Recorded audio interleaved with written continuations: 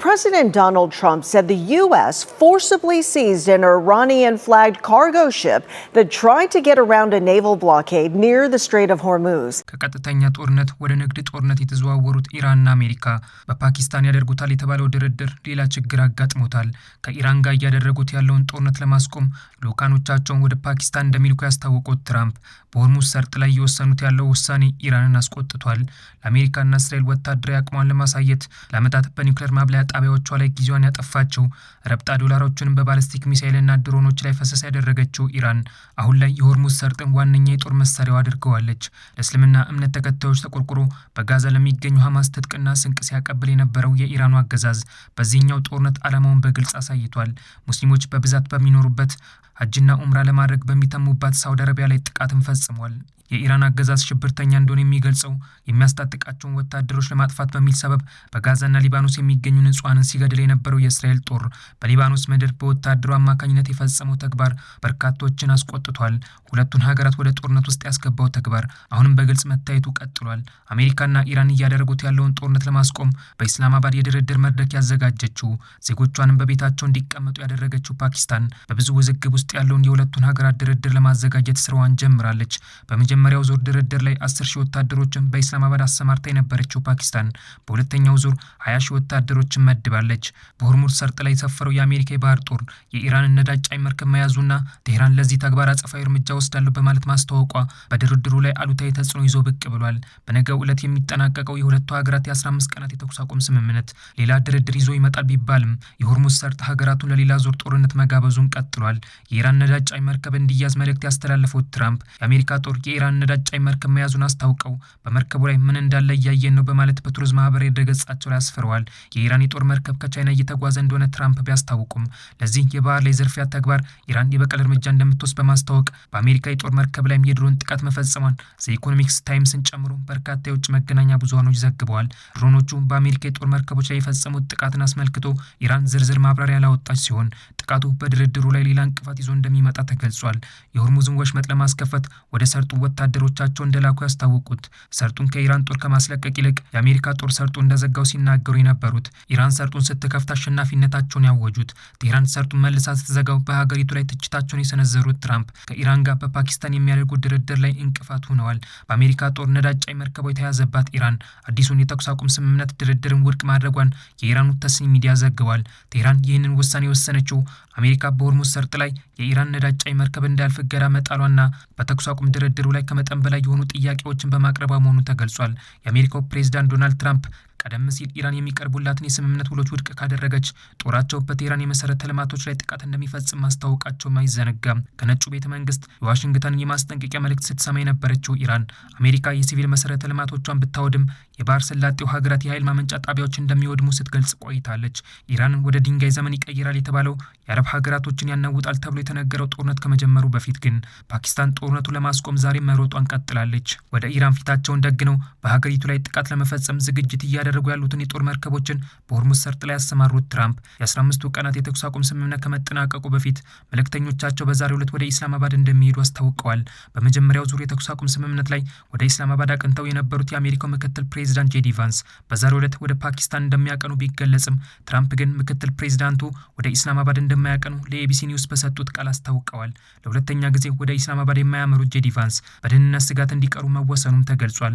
ለሁለተኛ ጊዜ በሚደረገው ድርድር ላይ የኢራን ልኡካኖች እንደሚገኙበት እስካሁን ግልጽ ያልተደረገበት የኢስላማባድ ውይይት ትልቅ የደህንነት ስጋት አጋጥሞታል። በፓኪስታን ዋና ከተማ ኢስላማባድ የሚኖሩ ዜጎች የህዝብ ትራንስፖርትና የከባድ ጭነት ተሽከርካሪዎች እንዲቆሙ ተደርጓል።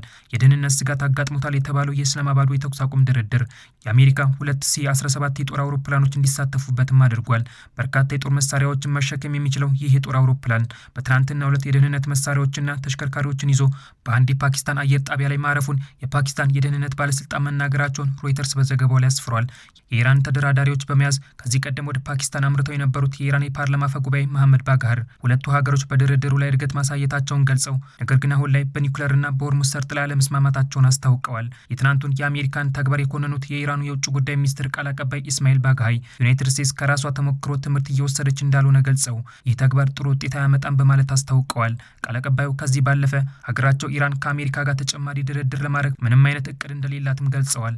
8 በ8ኛ ሳምንቱ ላይ የደረሰው ዛሬም መቋጫ ላገኘው የመካከለኛው ምስራቅ ጦርነት በዓለም አቀፍ የኃይል አቅርቦት ላይ እንቅፋት የፈጠረ ሲሆን የሆርሙዝ ሰርጥ መዘጋት የነዳጅ ዋጋ ከፍ እንዲል አድርጎታል።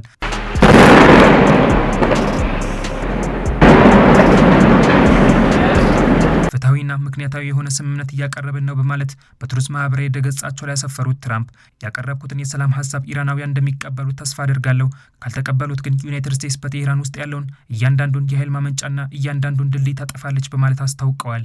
ድርድሩን አስመልክቶ መግለጫ ያወጣው የኢራን የውጭ ጉዳይ ሚኒስቴር መስሪያ ቤት የአሜሪካ የባህር ኃይል እገዳ የተኩስ አቁም ስምምነቱን የሚጥስና ህገወጥ የሆነ ድርጊት መሆኑን አስታውቋል። የትራምፕን ውሳኔ የተቃወሙት የኢራን የውጭ ጉዳይ ሚኒስትር ቃል አቀባይ እስማኤል ባግሃይ ዩናይትድ ስቴትስ በኢራን ወደቦች ላይ የምትወስደው የመርከቦች እገዳ የፓኪስታኑ የተኩስ አቁም ስምምነት የሚጥስ ብቻ ሳይሆን ህገወጥ ወንጀልም ጭምር ነው በማለት በኤክስ ገጻቸው ላይ አስፍረዋል።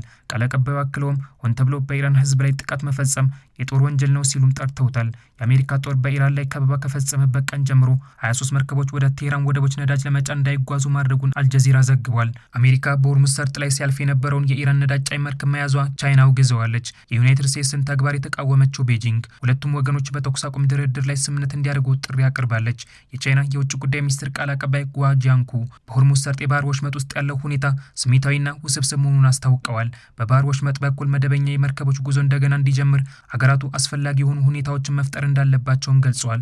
በሀገራቱ መካከል በፓኪስታን እንደሚደረግ ተስፋ የተጣለበት የተኩስ አቁም ድርድር በሆርሙዝ የባህር ወሽመጥና በኢራን የኒውክሌር ፕሮግራም እጣ ፋንታ ላይ ወድቋል። ለ19 ሰዓታት የሆርሙዝ ወሽመጥን በመክፈት የንግድ መርከቦቹ እንዲያልፉ ያደረገችው ኢራን ወሽመጡን በድጋሚ በመዝጋቷ ምክንያት ድፍድፍ የነዳጅ ዋጋ በ4.74 በመቶ እንዲጨምር ሰበብ ሆናለች።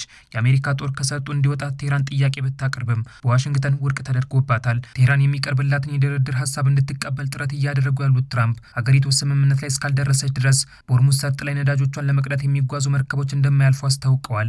ኢራን የሆርሙዝ ሰርጥ ቁጥጥር ለአሜሪካ አሳልፋ እንደማትሰጥ ከቢቢሲ ጋር በነበራቸው ቆይታ የተናገሩት የቀድሞ የአይአርጂሲ አዛዥ የነበሩት ኢብራሂም አዚዝ ኢራን መርከቦች በባህር ሰላጤው ውስጥ እንዲያልፉ የምትወስነው እሷ ብቻ መሆኑን አስታውቀዋል። በህገ መንግስቱ አንቀጽ 110 ላይ የተመሰረተ ረቂቅ ህግ በፓርላማ ውስጥ እያቀረቡ መሆናቸውን የገለጹት ኢብራሂም አዚዝ በረቂቅ ህጉ ላይ የአካባቢ ጥበቃ፣ የባህር ደህንነትና ብሔራዊ ደህንነት እንደሚያካትትና የኢራን ጦር ህጉን ተግባራዊ እንደሚያደርግም ተናግረዋል። በመካከለኛው ምስራቅ በፋርሳዊቷ ሀገር ኢራን ላይ አሜሪካና እስራኤል በፈጸሙት ጥቃት ከ3300 በላይ ሰዎች መገደላቸውን የኢራን መገናኛ ብዙሃኖች ዘግበዋል። ከ2800 በላይ ወንዶችንና ከ490 በላይ ሴቶችን ከ380 በላይ 18 ዓመትና ከዚያ በታች የሆኑ ኢራናውያንን ህይወት የቀጠፈው ጦርነት በሊባኖስ ከ2200 በላይ ሰዎች እንዲሞቱ ምክንያት ሲሆን በእስራኤል ደግሞ የ23 ንጹሃን ዜጎችን ህይወት ቀጥፏል። ጦርነቱ በባህረ ሰላጤው የአረብ ሀገራት የሚገኙ ከ12 በላይ ሰዎችን ወደ መቃብር መላኩን ሮይተርስና አልጀዚራ ዘግበዋል። የበርካታ ዜጎችን ህይወት የሚቀጥፍ ጦርነት ውስጥ የገባቸው ከአሜሪካና እስራኤል ጥቃት ባለፈ በሽብርተኝነት ፈርጃ በሺዎች የሚቆጠሩ ዜጎቿን የገደለችው ኢራን የአረብ ሀገራቶች ላይ ጥቃት በመፈጸም እቆረቆርላቸዋለሁ ለምትላቸው ለእስልምና እምነት ተከታዮች ያላትን አመለካከት በግልጽ አሳይታለች። የአይሁድን ዘር ለማጥፋት ቆርጦ የተነሳውን የኢራንን አገዛዝ ከስር መሰረቱ መንቀል የምትፈልገው እስራኤል በሊባኖስ ምድር ወታደሯ በክርስቶስ ሐውልት ላይ ጉዳት እንዲያደርስ ሰበብ ሆናለች። በደቡባዊ ሊባኖስ በዲሪ ሲሪያን ከተማ አላስፈላጊ ድርጊት የፈጸመው ወታደር እስራኤላዊ መሆኑን ያረጋገጠችው ቴል አቪቭ ከሰራዊቱ እሴት ወይም ከወታደሮቹ ከሚጠበቀው ባህሪ ጋር የማይጣጣም ተግባር ነው ብትልም በወታደሩ ላይ ስለምትወስደው እርምጃ ይፋ አላደረገችም። ሀገራቱን ለሳምንታት በመገናኛ ብዙሃን የፊት ገጽ እንዲወጡ ያደረጋቸው የመካከለኛው ምስራቅ ጦርነት ዛሬም ለዓለም አቀፍ ማህበረሰብ ስጋት ሆኖ ቀጥሏል። የኢራን ኒውክሌር ጣቢያና ሆርሙዝ ሰርጥ አሜሪካ በኢራን ላይ ጣለችው ማዕቀብ ጦርነቱ እንዳይቆም ሰበብ ሆኗል።